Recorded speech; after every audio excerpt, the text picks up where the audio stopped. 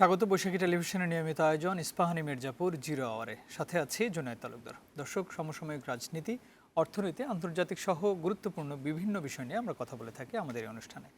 আমরা আজকের আলোচনার বিষয় নির্ধারণ করেছি ক্ষমতায়নে নারী ও সমসাময়িক বিষয়। এই বিষয়গুলো নিয়ে কথা বলার জন্য স্টুডিওতে আমার সঙ্গে দুজন অতিথি উপস্থিত আছেন। প্রথমেই পরিচিত হয়ে আসি।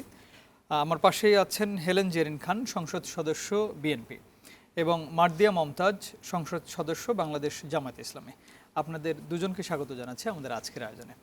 দর্শক, আমরা মূল আলোচনায় যাব তার আগে আজকের বৈশাখী টেলিভিশনের প্রধান প্রধান শিরোনামগুলো দেখে আসি। দেশে জিলহজ মাসের চাঁদ দেখা গেছে। আগামী ২৮ মে উদযাপিত হবে ঈদ উল আজহা।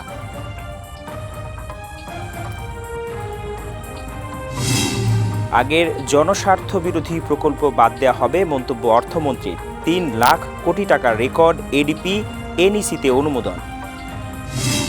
আসন্ন বাজেটে নির্বাচনী প্রতিশ্রুতি বাস্তবায়ন নতুন সরকারের বড় চ্যালেঞ্জ, অভিমত বিশেষজ্ঞদের। রাজস্ব আদায় না বাড়লে চাপে পড়বে অর্থনীতি। কিছু কর্মকর্তার কারণে বাহিনী হিসেবে ক্ষতিগ্রস্ত হয়েছে র্যাব, মন্তব্য স্বরাষ্ট্রমন্ত্রীর। নতুন এলিট ফোর্স গঠনের চিন্তা করছে সরকার। এবং স্থানীয় সরকার নির্বাচনে অনিয়ম হলে কঠোর আন্দোলনের হুঁশিয়ারি বিরোধী জোটের। শতভাগ সুষ্ঠু ভোটের প্রতিশ্রুতি সিইসির।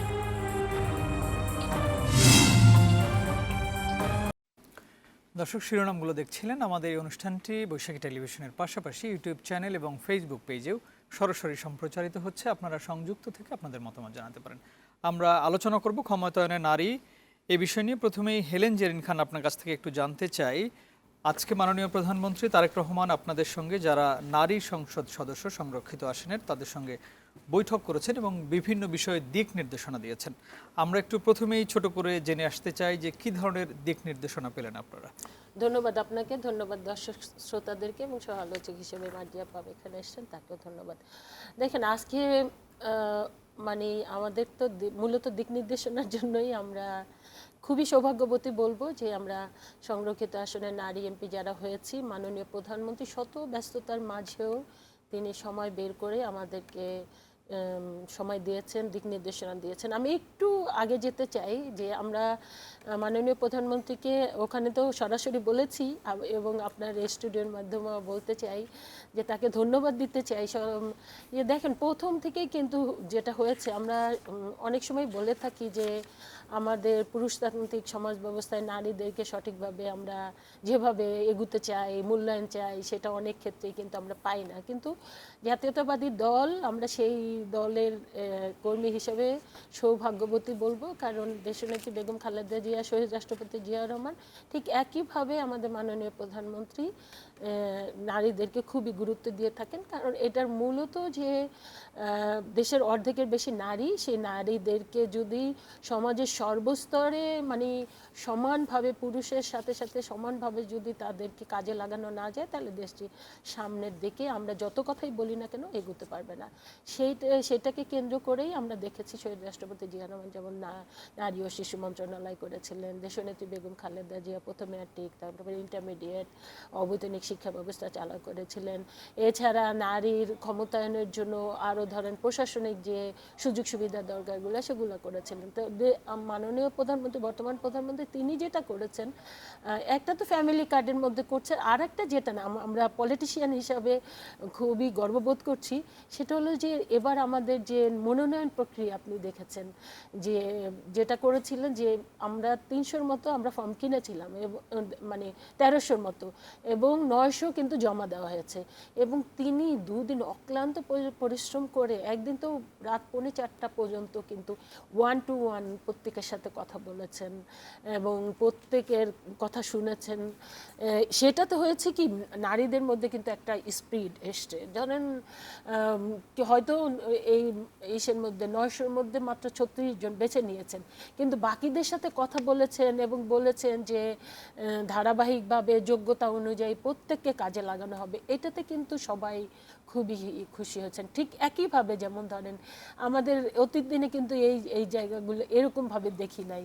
উনি আজকে এটা কিন্তু খুব প্রত্যাশা ছিল। আমি প্রথম আমাদের মাননীয় স্থায়ী কমিটির অন্যতম সদস্য সেলিম আপাকে প্রথম প্রপোজাল দিয়েছিলাম যে আপা আপা আমরা তো হলাম সংরক্ষিত আসনে নারী এমপি হলাম, তো পিএম এর সাথে আমরা তো সাক্ষাৎ করতে পারি, যেটা পুরুষ এমপিরা করেছেন, ফুলের তোড়া দিয়েছেন। তো আজকে কি সেই হ্যাঁ, প্রোগ্রামটাই সেই ছিল? প্রোগ্রামটা সাথে সাথে মাননীয় প্রধানমন্ত্রীকে সেলিম আপা যেটা বললেন, বলার সাথে সাথে কিন্তু অ্যাকসেপ্ট করেছেন, এবং শত ব্যস্ততা এখন তো বুঝেনি কি তিনি কিন্তু সময় দিয়েছেন, এবং সময় দিয়ে প্রত্যেকের, আমরা যারা ছিলাম প্রত্যেকের কথা শুনেছেন, এবং তিনি একটা গাইডলাইন দিয়েছেন। তো এটা তো সেই গাইডলাইনের মধ্যে গুরুত্বপূর্ণ যদি দুই একটা কথা গুরুত্বপূর্ণ আপনি বলেন। যেটা হলো যে সময়টা আমাদের 5 বছর, আমাদের প্রত্যেকটা সময় প্রত্যেকটা মুহূর্ত আমাদের কাজ করতে হবে জনগণের কল্যাণে। যেখানে অসঙ্গতি দেখা হবে, সমস্যা দেখা হবে, সেই জায়গায় যতটা মানে সম্ভব সর্বশক্তি সামর্থ্য দিয়ে সব দিয়ে মানুষের সমস্যার সমাধান করতে হবে, এবং ভেবে চিনতে খুব ভালোভাবে করতে হবে। কোথাও যেন কোনো দরকার হলে একটু সময় তোমরা নাও, কিন্তু তারপরও তোমরা নিখুঁতভাবে কাজটা মানে সমাধান আমি করো। এখানে একটু ছোট্ট এটাই হলো। কথা হ্যাঁ জি প্লিজ। অ্যাড করতে চাই। উনি অনেকগুলো কথাই বলেছেন, তার মধ্যে এটিও বলেছেন যে জাতীয় সংসদে বক্তব্য প্রদানকালে নারী এমপিদের সতর্ক দায়িত্বশীল হওয়ার নির্দেশনা দিয়েছেন। হ্যাঁ ডেফিনেটলি এটা আসলে কেন হতে পারে বলে মনে হয় আপনার কাছে? এটা রুলস অফ প্রসিডিউরের যে বইটা তিনি বলেছেন, ওই বইটা তোমরা অবশ্যই সবাই একদম তটস্থ মুখস্থ করবা, সেখানে তো সব কিছু আছে। তো তারপরে বলেছে যে মানে পার্লামেন্ট হলো মানে এমন একটা জায়গা যেখানে, যে এটাকে মানে জনগণের আশা আকাঙ্ক্ষার মানে সর্বোচ্চ গুরুত্বপূর্ণ জায়গা। তাই সেখানে তোমরা যেই কথাটাই বলবা, যেটাই ডেলিভারি দেবা, সেটা যেন মানুষের গ্রহণযোগ্য হয়। মানে এমন কিছু তাড়াহুড়া করে এমন কিছু বলা যাবে না, কিন্তু কিংবা মানে এমন কিছু ওখানে যৌক্তিক মানে আলোচনা বলো হতে না, পারে হ্যাঁ, সেখানে, যৌক্তিক যেন আলোচনা, এই এবং যে বিভিন্ন সময় আমরা সংসদে দেখে থাকি যে অযৌক্তিক কিংবা অযৌক্তিক এবং তোষামোদী এই ধরনের, এমনিতেই তো উনি তোষামোদী ধরনের মানে প্রশংসামূলক বক্তব্য উনি খুব একটা পছন্দ করেন না, সাপোর্ট করেন না, সেটা এবং ওইভাবে ভাষার যে বলেন নাই, ব্যবহার, সেই ওটা বলেন বিষয়গুলো নাই। তো তবে বলেছেন যে যেই বক্তব্যটাই দেয়া হোক সেটা যেন জনগণের কাছে গ্রহণযোগ্য হয়। নিশ্চয়ই ভাষার সেই যে ধরনের, ব্যবহারটা এবং সংসদে, ভাষার ব্যবহার তো সেটা আপনি, অবশ্যই এটা তো আপনারা আমরা অবশ্যই ধরেন জাতীয়তাবাদী দলে যেটা হয়, আমরা শহীদ রাষ্ট্রপতি জিয়া রহমান, দেশনেত্রী বেগম খালেদা জিয়া এবং মাননীয় প্রধানমন্ত্রী প্রত্যেকেই এত অসাধারণ এবং শালীন বক্তব্য দেন, যে কারণে আমাদের মধ্যে দেখবেন একদম যে হয় না, কিন্তু কেউ যদি উগ্র কথা বলতে চায় সেটা কিন্তু আমাদের দল সাপোর্ট করে। ধন্যবাদ আপনাকে। আমরা একটু শুনে আসি মার্দিয়া মমতাজ, আপনাদের কি এরকমের কোনো প্রোগ্রাম সামনে হবে কিনা, বা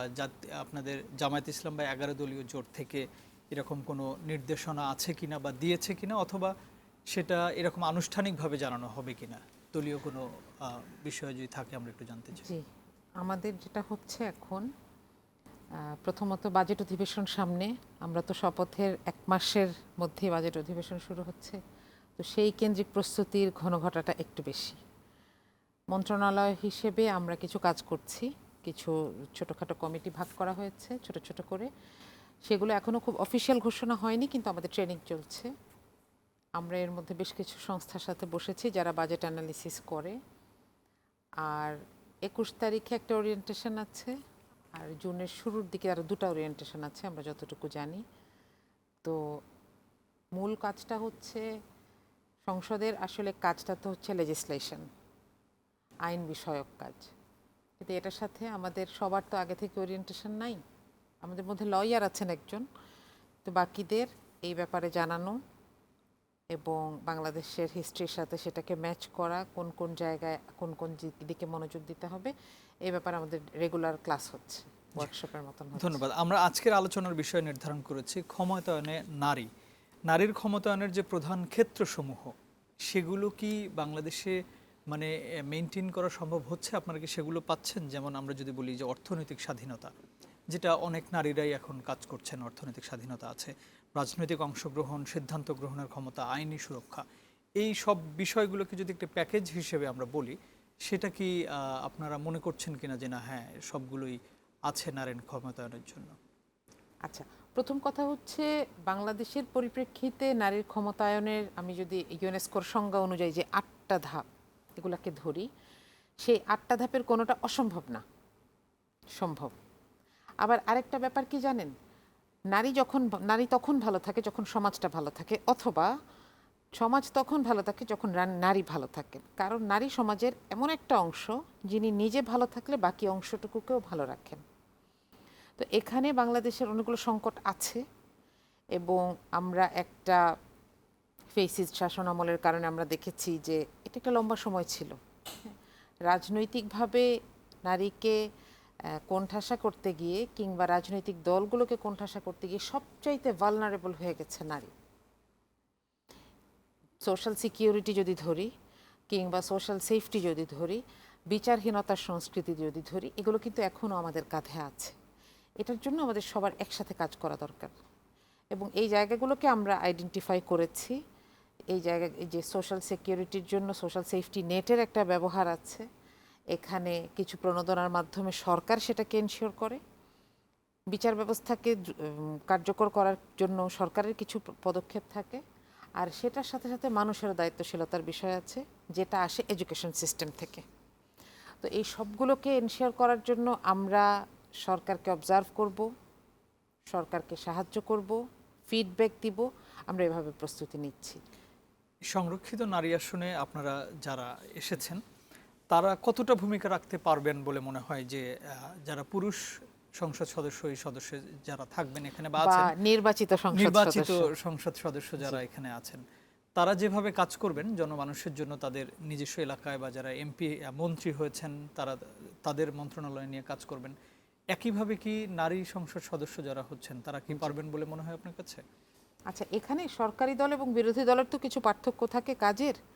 যেমন ধরেন একটা বেশ কিছু অভিযোগ আছে এখানে, যেমন ধরেন যে এখানে বিরোধী দলের ফ্যামিলি কার্ডের জন্য যে পাইলট প্রকল্পগুলোকে, পাইলট গ্রামগুলোকে সিলেক্ট করা হয়েছে তার একটাও বিরোধী দলের কোনো এমপির এলাকায় না। একই সাথে রোজার ঈদের আগে একটা ফান্ড দেওয়ার কথা ছিল কাবিটার এবং কাবিখার, সেগুলো বিরোধী দলের এমপিরা এখনো পান নাই। হয়তো সরকারি দলের এমপিরা পেয়েছেন, এটা প্রসেসিং এ দেরি হচ্ছে। না, পুরুষরাই, মানে রেগুলার নির্বাচিত এমপিদের কথা বলছি। এইটার একটা পার্থক্য থাকে, এটা আনফরচুনেট, কিন্তু এটা হয়তো প্রায়োরিটিতে একটু পিছিয়ে থাকে, এটা একটা ব্যাপার আছে। আবার একটা ব্যাপার হচ্ছে কি, সংরক্ষিত আসনে যারা আসছেন নারী এমপিরা, তাদের যেহেতু কোনো কনস্টিটিউয়েন্সি এখনো দেয়া হয়নি, আমরা কিন্তু একটু কনফিউজড। এটা আরও দ্রুত আসা দরকার। দেখেন, ঈদের সময় আসছে, এমনিতেই তো আমাদের কাছে মানুষের এক্সপেকটেশন থাকে, মানুষ একটু চায় যে আমার এলাকায় আসেন, আমাদের সাথে ঈদ করেন। আমরা যদি এর মধ্যে জানতাম যে আমাদের কনস্টিটিউয়েন্সি কোনটা হবে, তাহলে আমরা কিন্তু সেই জায়গায় একটু মনোযোগ দিতে পারতাম। এই বিষয়গুলো আছে। তো আমার মনে হয় সরকার খুব দ্রুত এগুলোকে সর্ট আউট করবেন এবং আমরা একটা সময় থেকে কাজ করতে শুরু করব। এটা ঠিক যে একটা কনস্টিটিউয়েন্সি দরকার মানুষের সাথে কাজ করার জন্য। আবার এটাও ঠিক, দেখেন এমপি হিসেবে মর্যাদায় তো 350 জন একই। সে কারণে আমাদের কনস্টিটিউয়েন্সি না থাকা সত্ত্বেও আমরা ইস্যু ভিত্তিক কাজ করতে তো কোনো বাধা নাই। এমনকি আমরা সরকারকে প্রশ্ন করাতে কিংবা সরকারকে কোনো ধরনের ফিডব্যাক দেওয়াতে তো কোনো বাধা নাই। হ্যাঁ, তো সুতরাং আমরা বলবো যে সেই জায়গায় আমরা নিজেদেরকে এলিজিবল মনে করি, আমরা কাজ করব। যে যারা নির্বাচিত সংসদ সদস্য, পুরুষ সংসদ সদস্য, তাদের জন্য প্রত্যেকটা উপজেলাতে তাদের একটি কার্যালয় দেওয়া হচ্ছে।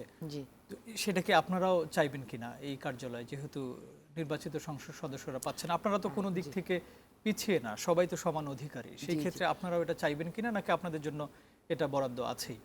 আচ্ছা, এটা আমি খুব সম্ভবত, আমি যদি ভুল করে না থাকি, এই প্রস্তাবটা বিরোধী দলের কাছ থেকে গিয়েছিল এবং সরকারি দল সেটাতে সমর্থন জানিয়েছেন। এবং আমি খুব জোরালোভাবেই মনে করি যে যে কনস্টিটিউয়েন্সি আমাদেরকে দেয়া হবে সেখানে যেন আমরা একটা জায়গায় বসতে পারি, সে ব্যবস্থা করে দেওয়া। কারণ এখানে জানেন, এটা যদি সরকার থেকে ঠিক করে না দেওয়া হয়, অনেক সময় দেখা যায় সংরক্ষিত আসনে যারা থাকেন তাদেরকে তাদের নিজ দলের, নিজ এলাকার এমপি অনেক সময় অ্যাকোমোডেট করতে চান না। এটা যদি সরকার থেকে একটা ব্যবস্থা করে দেওয়া হয় এবং এটা নির্দেশনা সেরকম যায়, সেক্ষেত্রে আমাদের জন্য কাজের সুবিধা। ধন্যবাদ। তাতে এই আপনারা যদি সেখানে বসেন, এখন যারা নির্বাচিত সংসদ সদস্যরাও বসছেন, তাতে অনেকেই বলছেন যে এই স্থানীয় সরকার যে ব্যবস্থা সেটার অনেকটা ক্ষতিগ্রস্ত হওয়ার সম্ভাবনা থাকে। আমরা শুনবো আপনার কথা। আমি একটু হেলেন জেরিন খান আপনার কাছ থেকে শুনে আসি যে নারীর ক্ষমতায়নের যে প্রধান ক্ষেত্রসমূহ, আইনি সুরক্ষা, রাজনৈতিক অধিকার, আপনার রাজনৈতিক অংশগ্রহণ, আইনি সুরক্ষা যে ব্যাপারগুলো থাকে সেগুলো কি আপনারা পাচ্ছেন? আমি যেমনটি মমতাজ আপা বলছিলেন, আপনারা কি সেটা মনে হয় যে না প্যাকেজ আকারে সেগুলো নারীরা পাচ্ছে, ভোগ করছে? দেখুন, দীর্ঘ 17 বছর বলি তো নারীরা তো সবচেয়ে বেশি নির্যাতিত হয়েছে, এবং কি বলেন, সুরক্ষা তো দূরের কথা, নারীরা অনেক ক্ষেত্রে স্বাভাবিক জীবনযাপন করাই হলো কঠিন হয়ে গিয়েছিল। তো সেই সব জায়গায় তো আমরা চরম অসঙ্গতি দেখেছি, এবং আমরা অনেক বলি নারী স্বাধীনতার কথা, সে কথা, নারীর ক্ষমতায়নের কথা। কোনো কোনো জায়গায় হ্যাঁ এটা ঠিক যে দলের একদম সর্বোচ্চ জায়গা, যেটা আমি বলেছিলাম মাননীয় প্রধানমন্ত্রী কিংবা শহীদ রাষ্ট্রপতি জিয়া রহমান, আমাদের বর্তমান প্রধানমন্ত্রী, এই জায়গাটা খুবই আন্তরিক। কিন্তু এর পরবর্তী স্টেজগুলোতেই দেখা যায় কি যে পুরুষতান্ত্রিক সমাজ ব্যবস্থায় নারীদেরকে কিন্তু মানে দেখা যায় যে কোণঠাসা করতে তারা খুবই স্বাচ্ছন্দ্য বোধ করে এবং কোটার মধ্যে ফেলতে করে। যেমন ধরেন এই যে সংরক্ষিত আসনের নারী এমপি, আমরা তো এমপি, তাহলে আলাদা কেন? এটা কিন্তু আমরা প্রশ্ন তুলতে পারি, আলাদা কেন? এটাই তো আমাদের জন্য বৈষম্য, তাই না? আমরা তো পার্লামেন্টে একজন পুরুষ এমপিও এমপি, নারী এমপিও এমপি। হ্যাঁ, এখন বলতে পারেন সরাসরি আসনে নির্বাচন করা, সরাসরি আসনে তো আমাদের অনেকেই আমরা নমিনেশন চেয়েছি, তখন কিন্তু অনেক ক্ষেত্রেই বলা হয় যে ঠিক আছে, একটা দেখা যায় যে একটা কনস্টিটিউয়েন্সিতে হয়তো 2-3 জন ক্যান্ডিডেট থাকে, একটা মেয়ে ক্যান্ডিডেট থাকলে তো ঠিক আছে, ওকে আমরা সংরক্ষিত আসনে এমপি বানাবো, তো একটা পুরুষ ক্যান্ডিডেটকে দিয়ে দিল। তো এরকমও কিন্তু হয়, কিন্তু যোগ্য কিন্তু হয়তো বা দুজনেই অথবা কোনো কোনো ক্ষেত্রে নারী হয়তো বেশি যোগ্য, কিন্তু যেহেতু আরেকটা অপশন আছে সেই জন্যই করা যায়। কিন্তু আবার এসে এখন দেখা যায় যে সংরক্ষিত আসনে যখন সংরক্ষিত আসনে তোমরা তো আবার এই যে এখন ধরেন আমাদের অনেক সম্মান আছে, যেমন ধরেন আমার এলাকায় আমার এলাকায় 3টা কনস্টিটিউয়েন্সি, 3 জন সরাসরি এমপি, কিন্তু আমি কিন্তু আমার এলাকা আমার স্থায়ী, যদিও আবার মার্জিয়াপা যেটা বললেন ইজ ট্রু যে আমাদের কিন্তু নির্ধারিত কোনো আসন নাই, এটা কিন্তু এখন আন্দোলন করে পারবেন না, তাইলে আইন করতে হবে, চেঞ্জ করতে হবে। আন্দোলন করে পারবেন না কেন?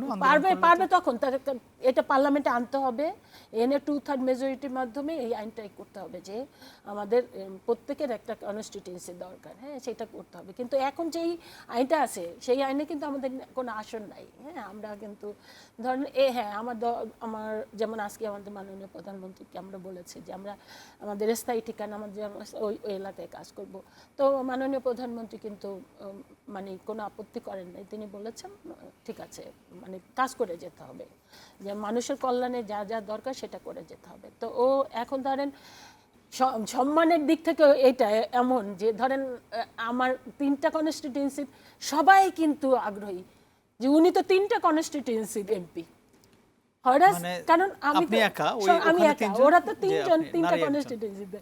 তো এখন আমি চাইলে কিন্তু আমার 3টা এলাকায় আমি কাজ করতে পারি। আবার আমরা সংরক্ষিত আসনের দেখা যাচ্ছে যে যেমন ধরেন সরাসরি আসনে যারা, কিন্তু আপনার সিদ্ধান্ত গ্রহণের ক্ষমতা আসলে কতটুকু থাকবে? আপনি আমরা ধরে নিলাম যে আপনি 3 জন ধরেন সিদ্ধান্ত গ্রহণেরটা এইটা ব্যক্তি বিশেষ ডিপেন্ড করবে, এটা সত্য যে ধরেন কোন নারী অনেক যোগ্যতা সম্পন্ন, সেইটা তার ক্ষেত্রে সব এমপি তো আর এক না। এখন মার্জিয়াপা যেই পর্যায়ে, ওনার আরেকজন এমপি হয়তো সেই ক্যাপাবিলিটি নাই। হ্যাঁ, তো এরকম আমাদের ক্ষেত্রেও আমাদের ধরেন আমরা 34 জন আছি, আমাদের প্রত্যেকেরই আলাদা আলাদা, এর মধ্যে খুবই যোগ্যতা সম্পন্ন খুবই ক্যাপাবল অনেক আছে যে তার নিজের মেধা মানে নিজের মেধা অর্থ পরিশ্রম সব দিয়ে সবার থেকে আলাদা কিছু করতে পারে এবং বেশি কিছু করতে পারে, সেটা ভিন্ন জিনিস। কিন্তু একটা আইনগত অধিকার যেটা থাকে সেই জিনিসটা তো আমাদের এখানে কিছুটা ব্যত্যয় হচ্ছেই, যে সংরক্ষিত আসন হিসেবে। তো এই জায়গাগুলা এটা তো একটা বিষয়। আরেকটা হলো যে ধরেন বিরোধী দল, আমি একটু মার্জিয়াপাদেরকে বলবই যে তারা সরাসরি আসনে নমিনেশন দিলেন না, তারা সংস্কারের কথা অনেক বলেন কিন্তু সরাসরি আসনে দিলেন না। তো সরাসরি আসনেও কিন্তু আমাদেরকে নমিনেশনগুলো বাড়াতে হবে, যেটা আমরা যেটি দেওয়ার কথা ছিল জুলাই সনদে লেখা ছিল যে 5% সেটা কিন্তু পূরণ করা হয়। কোন দলই সেটা করে না। আগামীতে যদি এই ধরেন এই মানে আমরা এই 5% করে যদি আগামীতে মানে আমরা পেতে থাকি, তাহলে একটা পর্যায়ে গিয়ে হয়তো আমরা একটু শক্তিশালী হব। কিন্তু এখন পর্যন্ত আমি মনে করি যে এই আমরা একটু পিছিয়ে পড়া জনগোষ্ঠী, এখানে আমাদের সব জায়গা থেকে সাপোর্ট লাগবে। এখানে যেমন ধরেন আমাদের সরকারের পক্ষ থেকে সাপোর্ট লাগবে, বিরোধী দলের পক্ষ থেকে, আমরা ব্যক্তিগতভাবে প্রত্যেকেই এর বিরুদ্ধে যেখানে অসঙ্গতি দেখব সেখানে সবাই ঐক্যবদ্ধভাবে, সেখানে সরকারি দল বিরোধী দল না, আমরা ওই নারীদের ক্ষেত্রে আমরা সবাই এক, এইভাবে যদি আমরা কাজ করি। এখন সম্ভবত 7 জন নারী সরাসরি নির্বাচিত সংসদ সদস্য আছেন যদি আমি ভুল না করি। সেই জায়গায় যদি আমরা কাজ করতে পারি তাহলে আমরা হয় কি, এটা তো সত্য, মানে এটা তো আমরা দেখি যে মানে আমার অধিকার যদি আমি আদায় করে নিতে না পারি, কেউ আমাকে কিন্তু আমরা একটু মার্দিয়া মমতাজ আপা, আমাদের নারীদের অধিকার আমাদেরই আদায় করে নিতে হবে। যে সিদ্ধান্ত গ্রহণের ক্ষেত্রে আপনারা আসলে কতটুকু ভূমিকা রাখতে পারবেন বলে মনে হচ্ছে, এবং আমি আরেকটি বিষয় বলেছিলাম যে স্থানীয় সরকার যে ব্যবস্থা সেটা কিছুটা ধাক্কা খাবে কিনা যদি সংসদ সদস্যরা যেমন বসছেন এখন উপজেলাতে তার কনস্টিটিউশন থেকে। আমার মনে হয় আইনের দিক থেকে এই জায়গাটা পরিষ্কার যে যিনি নির্বাচিত হন তিনি আইন প্রণয়ন করবেন, আর স্থানীয় সরকারের মাধ্যমে যারা নির্বাচিত হন, আমি ওই প্রথমটা বলেছি সংসদে নির্বাচনের জন্য, স্থানীয় সরকারের মাধ্যমে যারা নির্বাচিত হবেন তারা হচ্ছে এলাকার উন্নয়ন কার্যক্রম পরিচালনা করবেন। তো আমাদের দেশে এটার ক্ষেত্রে মানুষের এক্সপেকটেশন একটু ঝামেলা আছে। এমপিদের কাছে সবাই পয়সা চান কিংবা কাজ চান, আবার তাদেরকে নিজেদের সমস্যা বলতে চান। একজন এমপি উনি সেদিন বলছিলেন, উনি সম্ভবত পটুয়াখালীর, উনি বলছিলেন যে আপা রেডি হন, রাত 1টার সময় ফোন করে বলছে আমার বউ বাপের বাড়ি চলে গেছে, এনে দেন। এগুলো সব বলে। এখন হয়তো এক্সপেকটেশন বেশি, অথচ এমপিদের হাতে কিন্তু ওই ক্ষমতাটা নাই। আপনি যেটা বলছেন এমপিরাও নিশ্চয়ই করতে চায়, সেটা তারাও চায় যে জনগণের সবকিছুই আমরা দেখব, তাদের কাজ তো আসলে ওইটা না তাদের কাজ। যেমন ধরেন অনেকগুলো ফান্ড, অনেকগুলো ঠিকাদারি, সেগুলো হচ্ছে আসার কথা না, কিন্তু বাংলাদেশে আসলে ইন প্র্যাকটিস যেটা হচ্ছে, যেটা আমি বলছিলাম যে মানুষের এক্সপেকটেশনগুলো অন্যরকম। এখন এলাকায় অফিস না দিলেও কিন্তু এমপিরা যার যার এলাকায় কাজ আগেও করেছেন, গেছেন, কেউ ঈদ করেন, কেউ ফান্ড বিতরণ করেন, সেটা পার্সোনাল হতে পারে, সরকারি ফান্ড হতে পারে। তো এই জায়গাগুলোতে আসলে আইনগুলোকে আরেকটু সর্ট করা দরকার, এবং এটা নিয়ে মানুষের মধ্যে সচেতনতা দরকার যে কার কাজের পরিধি কতটুকু, এবং কেউ যেন কাউকে ওভারল্যাপ করে না ফেলেন। এখানে একটা ব্যাপার কি জানেন, যে যেখানে এমপির লোক থাকেন সেখানে আমরা দেখি যে সরকারি কাজের ঠিকাদারিগুলো পাওয়ার ক্ষেত্রে অনেক ধরনের পার্সিয়ালিটি হচ্ছে। তাহলে এই জায়গায় এই কাজগুলোকে সরকারের উচিত এগুলোকে ক্লোজলি অবজার্ভ করা এবং এগুলো স্বচ্ছতা নিশ্চিত করা। একজন এমপি যখন উপজেলায় বসবেন, সেখানেও যদি উপজেলা চেয়ারম্যান থাকেন, ইউএনও থাকেন, কেউ আর উপজেলা চেয়ারম্যান এবং ইউএনওর কাছে যাবেন বলে কি আপনার কাছে মনে হয়? মনে হয় না যে আর কেউ যাবেন, এমপিকে বাদ দিয়ে উপজেলা চেয়ারম্যানের কাছে যাবেন। আমরা একটু বিরতির পর এসে বিশ্ববিদ্যালয় এবং শিক্ষাঙ্গন উত্তপ্ত হচ্ছে ধীরে ধীরে, এই বিষয়গুলো নিয়ে একটু কথা বলবো। তার আগে একটু বিরতিতে যাচ্ছে। প্রিয় দর্শক, ইস্পাহানি মির্জাপুর জিরো আওয়ার নিচ্ছে ছোট্ট একটা বিরতি, ফিরছে কিছুক্ষণ পর।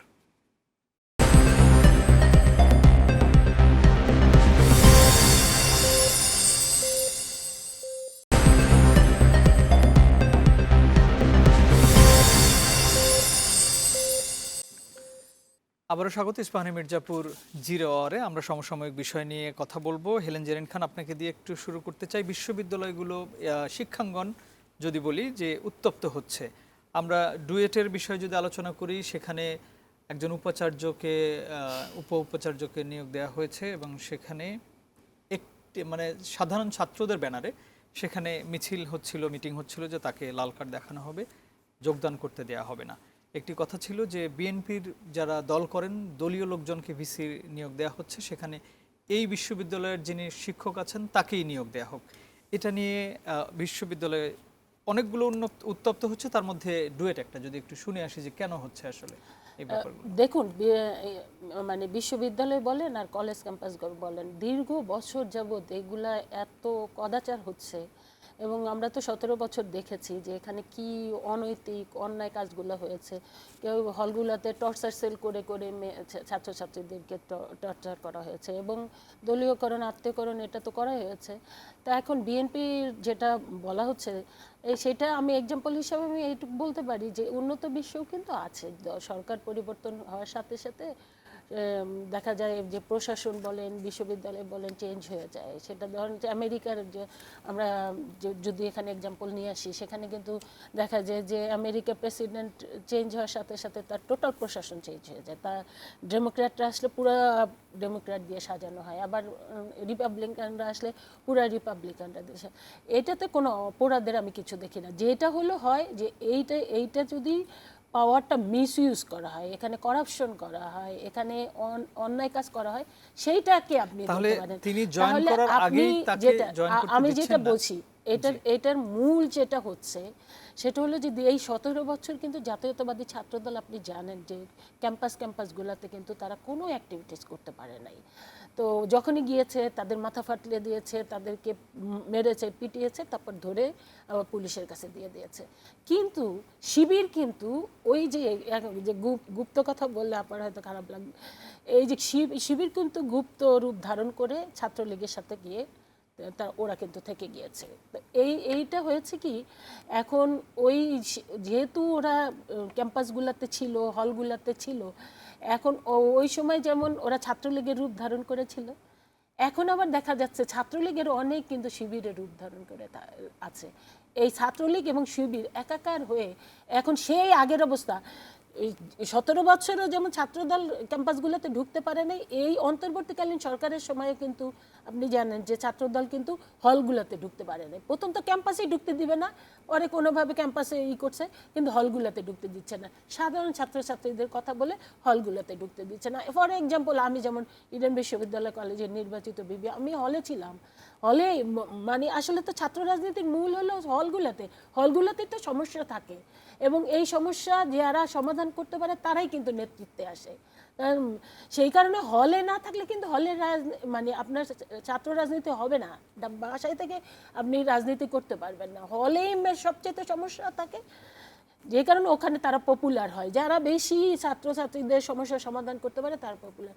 এখন কিছুতেই মানে হল রাজনীতি করতে দেবে না। আরে ভাই, আমরা তো 17 বছরের রাজনীতি দিতে চাচ্ছে না। এই যে এই শিবির তো এখনো একটা বলেন সাধারণ ছাত্রছাত্রীদের রূপ ধারণ করে শিবির কিন্তু এই মানে ওখানে অবস্থান করছে, অথচ তারা বলছে যে তারা সাধারণ ছাত্রছাত্রী, কিন্তু আসলে সাধারণ ছাত্রছাত্রী না, তারা হলো মূলত শিবির। কিন্তু ওই ব্যানারটা করছে যে এই সাধারণ ছাত্রছাত্রী। ঠিক একই এই যে ডুয়েটে যেটা হচ্ছে এখন, দেখেন সাধারণ ছাত্রছাত্রীদের ব্যানারে কিন্তু শিবির এই অপকর্মটা করছে। আর এটা তো খুবই খারাপ। ভিসি নিয়োগ করলে ভিসি যাবে, যদি কোনো ভিসি যদি কোনো অন্যায়মূলক কাজ করে, ভিসি যদি ওখানে প্রশাসন ঠিকভাবে চালাতে না পারে, ভিসি যদি ওখানে ব্যর্থতার পরিচয় দেয়, সেটা তো আইন আছে, তুমি আইনের মাধ্যমেই করো। আইন তো হাতে তুলে নেওয়ার কোনো মানে সুযোগ নাই। তো এখন সেই জায়গায় যেটা হলো সাধারণ ছাত্রছাত্রীদের ব্যানার, এটা আর কিছু না, এটা একদম আপনি ধরে নেন এটা শিবির, এবং শিবিরের সাথে এখন ছাত্রলীগও জড়িয়ে গিয়েছে। কারণ অতীত দিনে আমরা দেখেছি যে ছাত্রলীগের রূপ ধারণ করে শিবির, হেলমেট বাহিনী বলেন, টর্চার সেল বলেন, সেটা কিন্তু করেছে। এখনো কিন্তু সাধারণ ছাত্রছাত্রীদের ব্যানারে এখন শিবির এবং ছাত্রলীগ একত্রে এই কাজটা করতে চাচ্ছে। এইটা আমাদের চিহ্নিত করতে হবে। এবং এই ছাত্র রাজনীতির যে একটা অপরূপ সৌন্দর্য আছে, ছাত্র রাজনীতি বলতে হলে স্যাক্রিফাইস, ছাত্র রাজনীতি বলতে হলে অন্যায়ের বিরুদ্ধে প্রতিরোধ গড়ে তোলা, সেই জায়গায় আমাদেরকে নিয়ে আসতে হবে। মমতাজ আপা, যেটা বলছিলাম যে শিক্ষাঙ্গনগুলো উত্তপ্ত হচ্ছে ধীরে ধীরে, আমরা যদি বলি এই মুহূর্তে প্রায় 7-8টা বিশ্ববিদ্যালয়ে বিভিন্ন রকমের গ্যাঞ্জাম হচ্ছে, সেখানে যদি আমরা একটু ডুয়েট নিয়ে আলোচনা করি, গতকালের যে ঘটনাটা সেটা খুবই, যে একজন ভিসি নিয়োগ দেওয়া হয়েছে তাকে যোগদান করতে দেওয়া হবে না বলে সেখানে আন্দোলন হয়েছে। যেটা হেলেন জেরিন খান বলছিলেন যে ভিসি নিয়োগ হবে যদি সেখানে কোনো দুর্নীতি হয়, তিনি যদি প্রশাসনিক কাজ করতে না পারেন, সেই ক্ষেত্রে তার বিরুদ্ধে আন্দোলন হতে পারে। কিন্তু সাধারণ ছাত্রছাত্রীর ব্যানারে আসলে মূলত এই কাজটা শিবিরের যারা আছেন, তারা আগেও ক্যাম্পাসে ছিলেন, এখনও আছেন, তারাই আসলে এই কাজটি করছেন। আচ্ছা, আমি নিজে বিশ্ববিদ্যালয়ে পড়াই।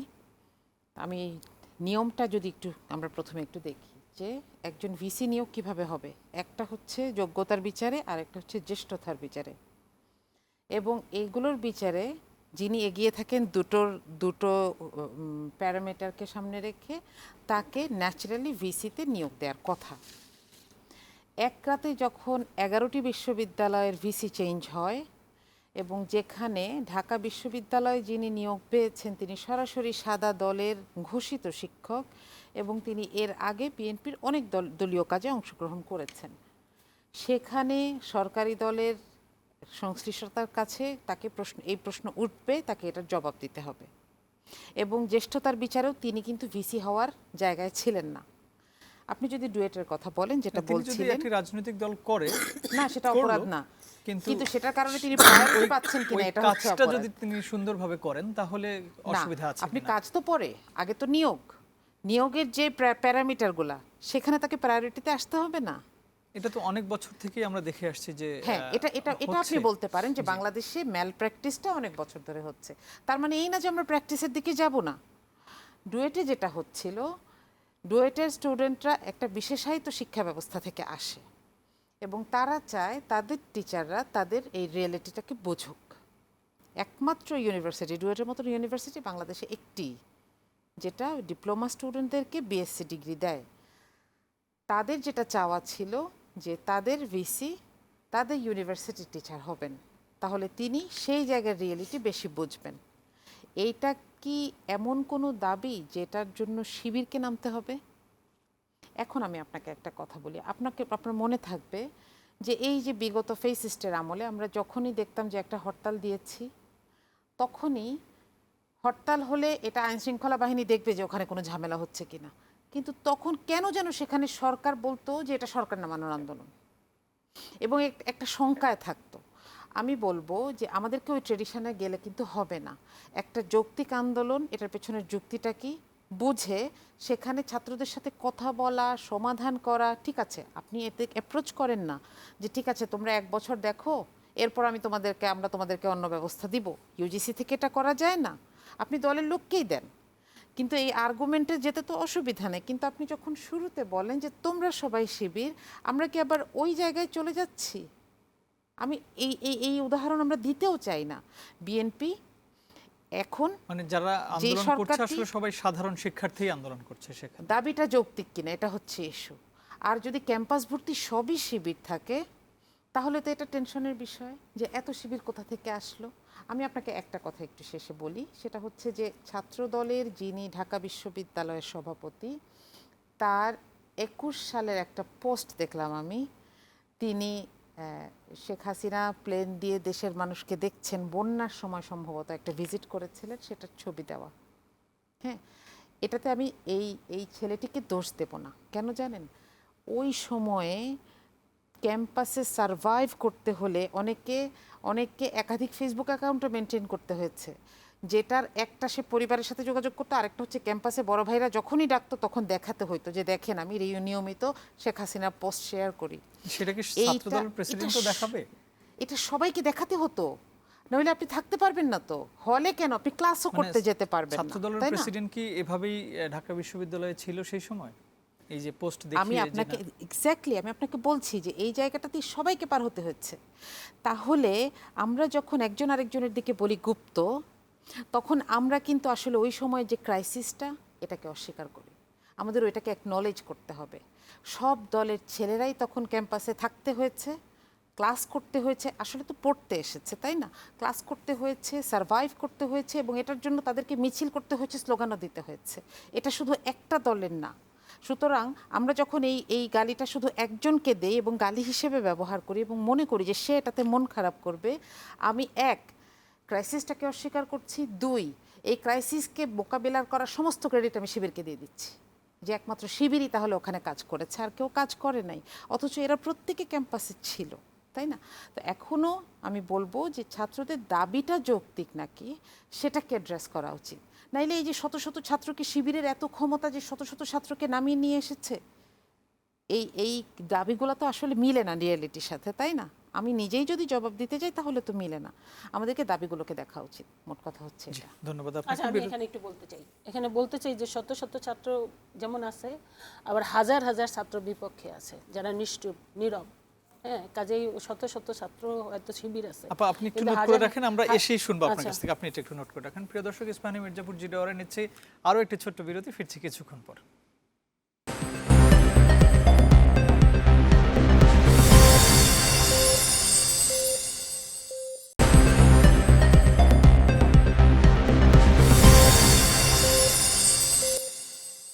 আবারও স্বাগত ইস্পাহানি মির্জাপুর জিরো আওয়ারে। আমরা সমসাময়িক বিষয় নিয়ে কথা বলছিলাম। হেলেন জেরিন খান, আপনি যেটা বলতে চেয়েছিলেন বিরতি। দেখেন, প্রথমত যেটা বললেন যে ওখানে শত শত ছেলে মেয়ে শিবির যেমন করছে, এটা তো এই শিবিরের সাথে ছাত্রলীগ জড়িয়ে গিয়েছে। আর থার্ড হলো যে এখানে আবার হাজার হাজার ছেলে মেয়েরা কিন্তু ছাত্র দলের হয়ে ওখানে প্রতিবাদ করছে। এই জন্য তো সংঘর্ষটা ওই জায়গায় হয়েছে, যেহেতু পক্ষ বিপক্ষ আছে, সেই কারণেই হচ্ছে। কাজেই এই দুটাই আমি মনে করি সঠিক না। কারণ শিক্ষা প্রতিষ্ঠান আর একটা হলেও বললেন যে বিশ্ববিদ্যালয় ভিসি নিয়োগের রুলসে যেটা আছে সেটা পূরণ করেই কিন্তু এই নিয়োগগুলো হয়েছে। বিশ্ববিদ্যালয় ভিসি নিয়োগের রুলসে নাই যে যেমন ঢাকা বিশ্ববিদ্যালয়ের ভিসি যাকে করা হয়েছে ভীষণ যোগ্যতা সম্পন্ন, তো এবং সে খুব নির্যাতিত, অতীত দিনে এই 17 বছর অনেক নির্যাতনের শিকার হয়েছে। তাও কিন্তু ঢাকা বিশ্ববিদ্যালয়ে আমরা অন্তর্বর্তীকালীন সরকারের সময় যে ভিসিকে দিলাম এবং সেই ভিসি যে নির্বাচনটা করলো সেটা নিয়ে তো অনেক প্রশ্ন, যেটা আপনার কাটাবনে, ডাকসু নির্বাচনে কাটাবনে যে আপনার ব্যালট পেপার পাওয়া গেল, তো এবং সেই ভিসি সে পদত্যাগ করে সে কিন্তু ওই যে গ্রামীণ বিশ্ববিদ্যালয়ে গিয়ে, তো এটাও তো খুবই অন্যায়। চাকরি করবেন তাহলে কি, সেটাও তো আপনি বলতে পারেন দলীয়করণ কিংবা মানে এটা স্বজনপ্রীতি, না হলে ওখানে তার প্রিয় ব্যক্তিকেই ওখানে নিয়োগ দিয়েছেন এবং ওনার ইচ্ছে হলো উনি পদত্যাগ করে আবার উনি কিন্তু গ্রামীণ ব্যাংকে গিয়ে গেছেন। প্রিয় ব্যক্তি তো বলা হয়েছিল যে উনি জামায়াতের সাপোর্ট করেন, কিন্তু ডক্টর ইউনূসকে তো মূলত চালিয়েছেন, যেটা মানে এখন দিনের আলোর মতো স্পষ্ট যে জামাত আর এনসিপির কথাই উনি ম্যাক্সিমাম কাজগুলো করেছেন। প্রশাসনে আমরা সেটাই দেখেছি এবং বিভিন্ন বিশ্ববিদ্যালয়ে যে ভিসি নিয়োগগুলো হয়েছে সবই কিন্তু জামাতের লোকজন নিয়োগ দেওয়া হয়েছিল। তো কাজেই আমরা বলতে পারি যে ওই সময় এই নিয়োগগুলা এখন যেহেতু ডক্টর ইউনূসের একটা বিশ্ববিদ্যালয় আছে সেই কারণে সেখানে চলে গিয়েছেন। কাজে আমরা যদি মানে তর্ক করতে পারি, বিতর্কিত করতে চাই, তাহলে আমরা করতে পারি, কিন্তু আমার মনে হয় যে এগুলা না করাই ভালো।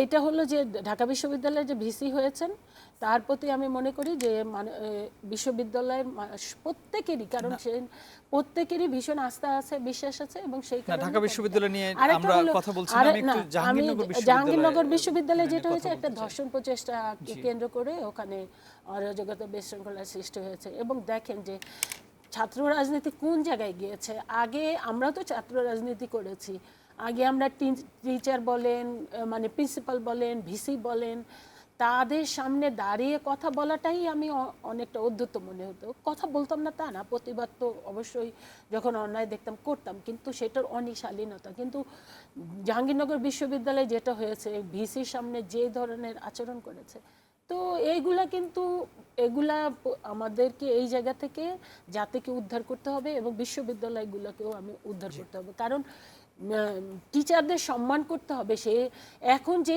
অসম্মানের জয়গান চলছে, অসম্মানের প্রতিযোগিতা চলছে, সেই জায়গা থেকে আমার মনে হয় যে আমাদের শিক্ষার্থীদেরকে আমাদেরকে বের করে নিয়ে আসা দরকার। এবং এইটা কিন্তু আমরা জাতীয় পর্যায়ে দেখছি যে যেইভাবে একেবারে জুনিয়র পর্যায়ের পলিটিশিয়ানরা যেইভাবে সিনিয়রদেরকে অপমান কিংবা কুরুচিপূর্ণ বক্তব্য দিয়ে অপমানিত করছে, এইটা তো এই জাতি হিসেবে আমরা নিতে পারছি না। কারণ এইরকম একটা বাংলাদেশ আমরা দেখার জন্য কিন্তু প্রস্তুত না। আর একটা হলো যে বট বাহিনী দিয়েও কিন্তু আপনি জানেন যে এখন কিন্তু গোটা বাংলাদেশের মানুষ ভীষণভাবে অতিষ্ঠ। এইটার অন্যতম বলা হচ্ছে যে এই যে শিবির যে সমস্ত বট বাহিনীগুলো আছে সেটাকে কেন্দ্র করে কিন্তু এই ধরনের জাতি একটা চরম বিপর্যয়ের মুখে আছে এবং আমি বলবো অনেকটা উদ্বিগ্ন অবস্থা। আমরা বিশ্ববিদ্যালয়ের কথা শুনছিলাম, একই সঙ্গে যদি আমরা জাহাঙ্গীরনগর বিশ্ববিদ্যালয়ের কথা বলি, সেখানে একজন ছাত্রীকে ধর্ষণ চেষ্টা হয়েছে রাতের বেলা। সেটা নিয়েও সেখানেও ছাত্রছাত্রীরা আন্দোলন করছেন, তার গ্রেফতারের দাবি জানিয়েছেন, 6 দফা দিয়েছেন, সেগুলো নিয়েও সমস্যা হচ্ছে। এবং সেখানে আন্দোলন তো হবেই, কিন্তু ছাত্রছাত্রীরা যেভাবে শিক্ষকদের সঙ্গে খারাপ ব্যবহার করছেন আমরা বিভিন্ন সময় এগুলো এখন দেখছি, যেটা হেলেন জেরিন খানও বললেন। এটা কিভাবে দেখেন আসলে এই ব্যাপারগুলোকে? একটু আন্দোলন যৌক্তিক হবে, আন্দোলন করবেই, কিন্তু শিক্ষকদের সঙ্গে এই যে ব্যবহার সেটাকে কিভাবে দেখেন আপনি নিজেও একজন শিক্ষক? জি, একজন বিশ্ববিদ্যালয় শিক্ষক এবং এর আগে আমি 7 বছর স্কুলে কাজ করেছি আর প্রায় 9 বছর বিশ্ববিদ্যালয়ে পড়াচ্ছি। আমি একটা প্রিন্সিপালে বিশ্বাস করি যে শিক্ষক হলেই আমি সম্মান ডিজার্ভ করি, এটা আমি মনে করি না। কেন? কারণ আমি তো মানুষ, আমি যদি আমার মানবীয় দুর্বলতাগুলোকেই পাত্তা দিতে থাকি, এবং এখানে একটা খুব ইম্পর্টেন্ট কথা আপা বলেছেন যে তিনি ত্যাগী নেতা, এটা কি তাহলে প্রাইজ পোস্টিং? না, ত্যাগী তাই না? শিক্ষক। হ্যাঁ, ত্যাগী শিক্ষক, ত্যাগী নেতা বলি নাই, ত্যাগী হ্যাঁ, শিক্ষক। তিনি যদি ফ্যাসিস্টের আমলে ত্যাগী- কষ্ট করে থাকেন তাকে আমি রিওয়ার্ড অন্যভাবে দিতে পারি, দলীয়ভাবে, শিক্ষক হিসাবে তাকে নট বাই অনেক অ্যাপয়েন্টিং হিম অ্যাজ আ পদদস্ত- ভিসি। মানে তাকে এক। অনেক সমস্যা দ্বিতীয়ত হচ্ছে আপনি যেটা বলছেন, জাহাঙ্গীরনগর ইউনিভার্সিটিতে শিক্ষকদের পক্ষ থেকে বেশ কিছু গাফিলতির অভিযোগ আছে। সিসি ক্যাম ফুটেজ যখন দেখা হচ্ছিল তখন এই মেয়েটার পেছনে এই ছেলেটা চেইস করছে, সেটা দেখে স্বভাবতই আমাদের কীরকম ফিলিং হবে যে আমার মেয়েটা যদি এখানে থাকতো। প্রক্টর স্যার নিজে বলছেন যে দেখছেন আমাদের ক্যামেরাগুলো কি ভালো, সাউন্ড ভালো শোনা যায়। এই ঘটনা যখন ছাত্রদের সামনে হয় তখন তিনি কি সেখানে শিক্ষকের স্ট্যাটাসে থাকতে পারেন? আমি বলবো যে এখানে আমাদের যে বিহেভিয়ারাল যে সমস্যাগুলো সেগুলোকে, এবং আমরা এটাকে অ্যাড্রেস করতে দেরি করছি কিনা। প্রশাসন এই ঘটনাটাকে প্রথমে লুকিয়ে দিতে চেয়েছিল। আমি জানি না এটা আসলে কেন সবসময় হয় দলীয় সরকারের সময়। এই ঘটনাগুলো প্রকাশ পেলে কি দলের বা সরকারের কোনো দুর্বলতা প্রকাশ পায়? তা তো না, ইনসিডেন্ট হতেই পারে। আর জাহাঙ্গীরনগরের যে পরিবেশ, সেখানে ইনসিডেন্ট হওয়ার সম্ভাবনা আছে। আমি সেটাকে তো প্রপারলি অ্যাড্রেস করতে হবে, আমি সেটাকে ধামাচাপা দিতে পারবো না। এবং তার এই মন্তব্যে কিন্তু ছাত্ররা প্রথম ফুঁসে ওঠে, এরপরেই এই ঘটনাগুলো হয়। শেষ করি একটা কথা দিয়ে, দেখেন যে সরকারটাকে আমরা জামাতের সরকার বারবার শুনি, সেই সরকারের একজন গুরুত্বপূর্ণ উপদেষ্টা আবার কিন্তু এখন দলীয় সরকারের পররাষ্ট্রমন্ত্রী। সেই সরকারের আমলে, এমনকি সেই সরকার শপথ নেওয়ার আগে কোনো এক অশরীরীভাবে নিয়োগ পাওয়া অ্যাটর্নি জেনারেল এখন এই সরকারের আইনমন্ত্রী। তাহলে একটা সরকারের দিকে আঙুল তুলতে গেলে কিন্তু সরকারের নিজের দিকেও এখন আঙুল তোলা হয়। আমরা যদি এগুলোর ব্যাখ্যা না জানি তাহলে আমি মনে করি যে কারোরই অধিকার নাই এই সরকারটাকে জামাতের সরকার বলার, কারণ কেউই এটাতে ফ্যাসিলিটি পায় নাই। বরং ডক্টর ইউনূস জনাব তারেক রহমানের সাথে লন্ডনে দেখা করে নির্বাচনের ডেট ঘোষণা করে দিয়েছেন, এবং আমরা এটাতে অফিসিয়াল প্রতিবাদ জানিয়েছি, বিবৃতি দিয়েছি। তো সেক্ষেত্রে এই কথাগুলোকে এখনও ক্যারি করার মানে হচ্ছে আমি কিছু একটা চাপা দিতে চাচ্ছি, আমার কোনো একটা ঝামেলাকে আমি চাপা দিতে চাচ্ছি, যেটা সরকারের কাছ থেকে কাম্য না। জি, জেরিন আপা যদি দেখুন, প্রায় 60-র মতো মানে উপদেষ্টা, সহ উপদেষ্টা এই ধরনের পদগুলো ছিল। তার মধ্যে একজন কিংবা অ্যাটর্নি সে তো আমাদের দলেরই ছিল, সে মানে আইন বিষয়ক সম্পাদক ছিলেন। তো সেইটা তো আমরা অস্বীকার করছি না। তো বাকিরা কি ছিলেন? এবং আমরা তো দেখেছি যে কিভাবে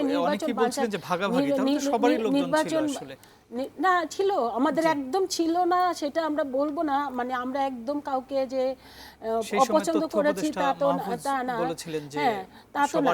সবার প্রথম দিকে মোটামুটি সকলের মতামতের মানে পুরা বিএনপিকে তো একদম ডে ওয়ান থেকে এই মানে ওই যে শুনেন নাই একটা বলছিল যে এক সাপের 2 বিষ, নৌকার ধানের শীষ। প্রথমে এই কথা বলি, যেই দলটা 17 বছর এত অত্যাচার, নির্যাতন, নিপীড়ন স্বীকার করে বাংলাদেশের গণতন্ত্র রক্ষার জন্য দেশনেত্রী বেগম খালেদা জিয়া, আমাদের মাননীয় প্রধানমন্ত্রী থেকে শুরু করে একদম ওয়ার্ড পর্যায়ের নেতারা এত মামলা হামলা শিকার হলো।